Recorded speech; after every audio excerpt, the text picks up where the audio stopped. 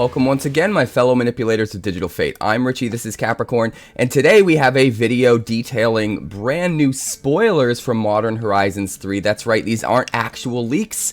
These are official spoilers from Wizards of the Coast, so it's kind of nice to get a break from all the leaks and see some actual official spoilers. Now, the reason why Wizards gave us these spoilers is they coincide with some of the story drops that they've been doing lately to prepare us for the official start of spoiler season, which is going to be coming really soon.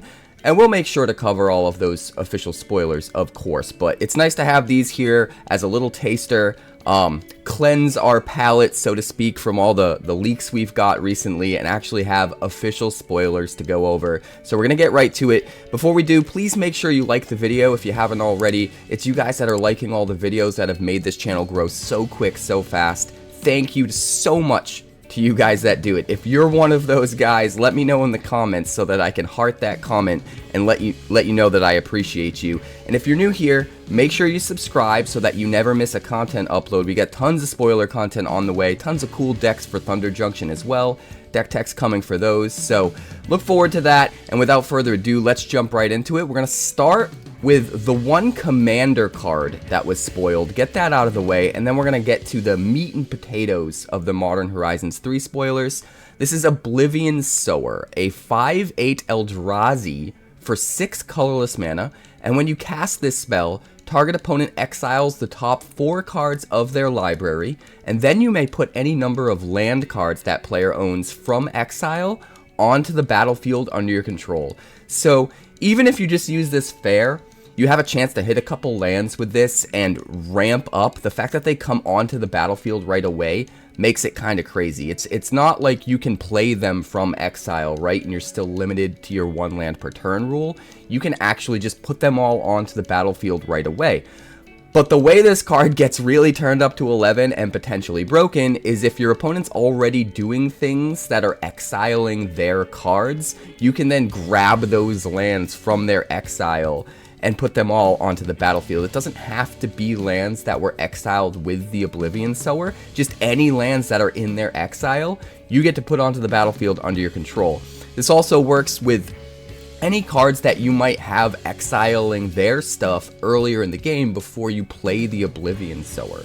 And again, this is also a cast trigger, which means that it can't be countered, right? You're gonna get this ability even if they stop you from getting the creature, which makes it kind of bananas in my opinion. But yeah, any deck that has ways of exiling their opponent's stuff, getting some of maybe coincidentally getting some of their lands into exile earlier in the game to fuel this guy, so that when you finally drop him, not only do you get some of those top 4 that you exiled, but you can also grab all the other lands that you exiled earlier. I'm not sure which cards this would be best to pair with in order to do that, but if you have ideas about ways we could accomplish that, let me know in the comments. But we're going to move on to our first official Modern Horizons 3 spoiler that is not a commander card, and that's Corrupted Shapeshifter. This is 1 blue and 3 for a star power, star toughness Eldrazi Shapeshifter. It does have Devoid, so even though it costs blue mana, it does not count as a blue creature. It has no color. And as Corrupted Shapeshifter enters the battlefield, it becomes your choice of a 3/3 creature with flying, a 2/5 creature with vigilance, or a 0/12 creature with defender.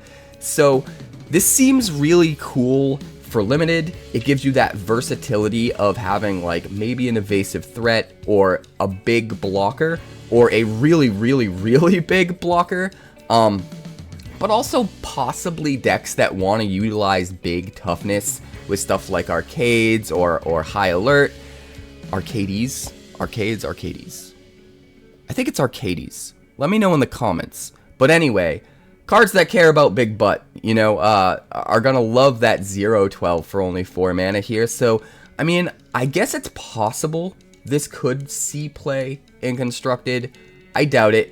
But even in Limited, I think this card is super fun, and the theme is really on point, so I'm enjoying it.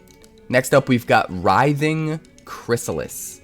Now, this is a 2/3 Eldrazi drone for 4 mana in the colors of Gruul, but this also has Devoid, so even though you have to pay green and red mana to play it, it is colorless. When you cast this spell, you create 2 0/1 colorless Eldrazi spawn creature tokens that you can sacrifice. Each of them has the ability to sacrifice in order to add 1 colorless Hedron mana to your mana pool. It also has reach, and whenever you sacrifice another Eldrazi, you put a +1/+1 counter on Rything Chrysalis. This is a lot of value for a common. Again, it's probably not enough for constructed, but for limited, this is going to be kinda nuts. Getting 2 guys that you can immediately sack for mana, that puts counters on this means you could effectively play this for just 2 mana, because you can get 2 of your mana back immediately, and then as you sacrifice those 2 tokens, it gets the 2 counters. So effectively, you're paying 2 mana, 2 Gruul mana, for a 4/5 Reacher that can get bigger as you sacrifice other Eldrazi's. That alone, as the floor, actually seems kind of crazy. Maybe I take back the fact that this might not be constructed viable.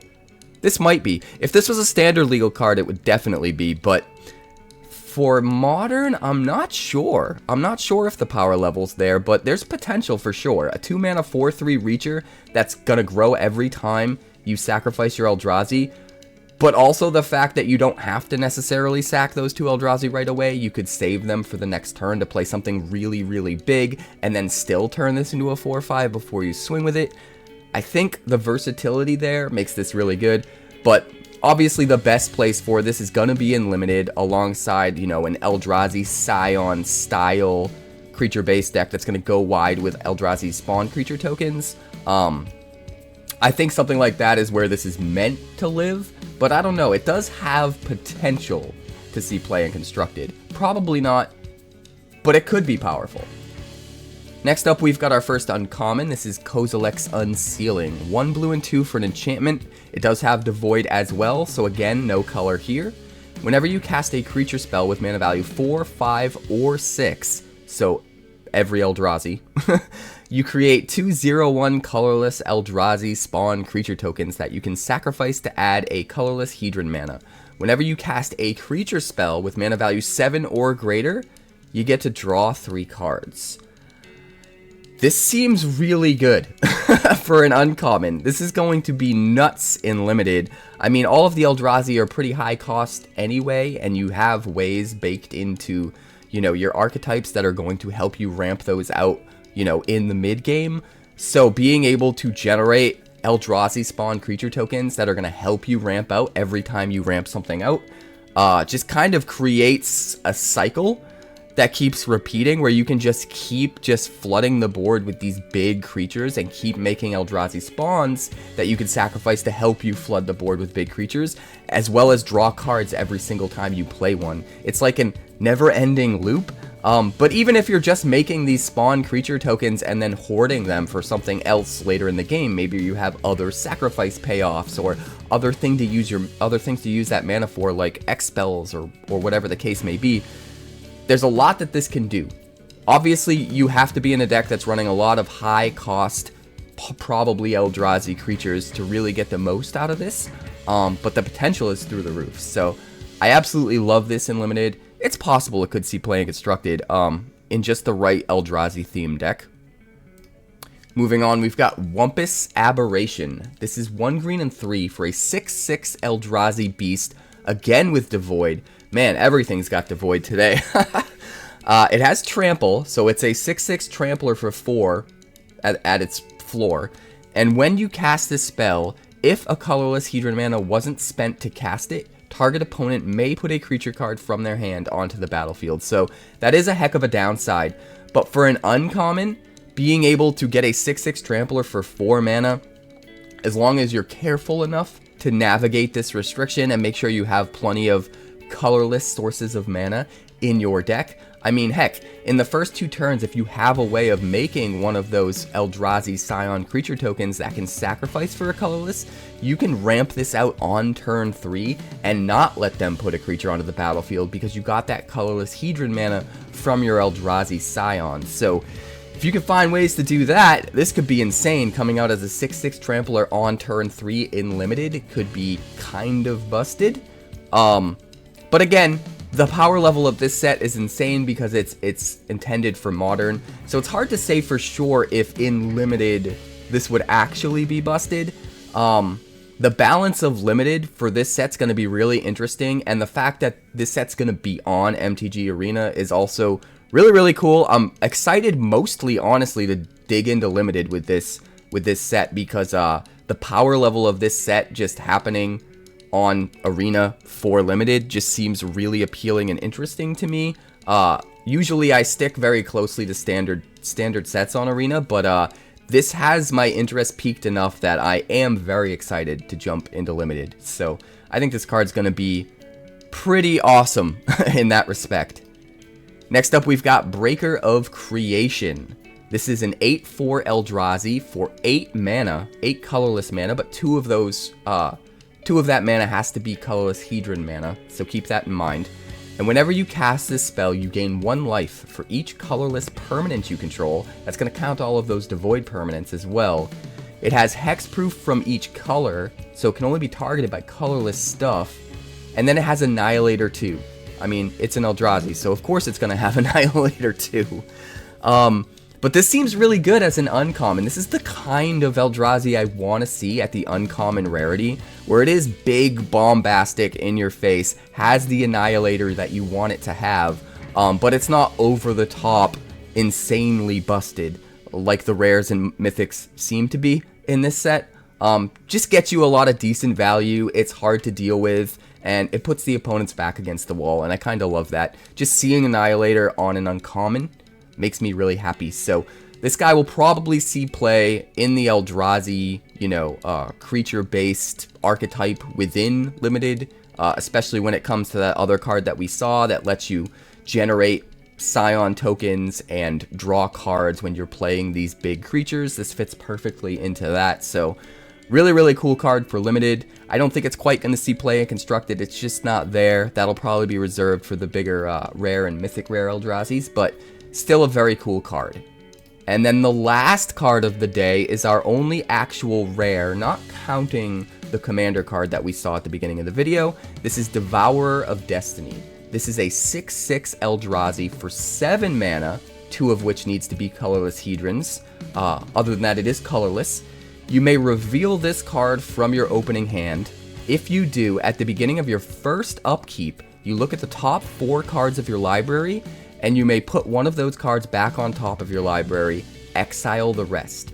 When you cast this spell, exile target permanent that's 1 or more colors. So it's almost like a ley line. It gets to do a thing if it starts the game in your hand. It reminds me a lot of, what was that green card in Throne of Eldraine? Somebody remembers. Somebody watching this video remembers. Let me know in the comments if you remember what that green card was from Throne of Eldraine. But there was a 1 mana green card that let you search the top of your deck for something, and if you started the game with it in your hand, you could play it for free. I believe that's what it did. But let me know in the comments if you remember the name of that card, because I'm drawing a blank. But it's kind of similar to that as well, right? You don't have to pay anything. You just get to rearrange the top 4. Actually, you don't necessarily rearrange, right? You put one of them back on top. So you take the best card that's going to be best for curving out, put it back on top, and then the rest go away. So kind of interesting, probably good for setting up combos. I wonder how good this will actually be. I think if you're in a deck where you can get payoffs for playing something like this, beyond just the when you cast this spell, exile a permanent that's 1 or more colors, if you can get a bunch of payoffs for casting a big Eldrazi, for casting a big colorless creature, we've seen some cards already in this video that give you some of those payoffs, that kind of stuff can make this card worth casting later in the game, and the more this card is worth casting later in the game, the more valuable it becomes in the deck, and the more you can justify having it in your deck so that you get access to this ability that happens at the beginning of the game as almost like a silver lining extra value thing. I think that's pretty interesting, but that's gonna do it for today. That's the last card. So there's tons more coming. Spoiler season is actually starting very, very soon. I think there have been a few more leaks as well, so we'll see what comes of that. But there's going to be a ton more videos on the way, more spoiler content, a ton of deck techs coming for Outlaws of Thunder Junction as well. So if you haven't already, please like the video so I can help it get out to as many people as possible. It really does help so much. And subscribe if you're new so you don't miss any of that stuff. So much cool stuff on the way. Also, if you're catching this live on the day that the video comes out, I'm going to be live tonight for community night over on Twitch. So feel free to join me over there. That's twitch.tv/quarantinedcapricorn. Because if I'm alive and I'm breathing, I'm there and I'm streaming. If you beat me in Magic Arena, you win a pack. We crack it on stream, we see what you won, I mail it out to you later. It's gonna be a load of fun. So, like I said, if you're watching this video the day that it drops, come join us over on Twitch. We'd love to have you, and I'll see you next time.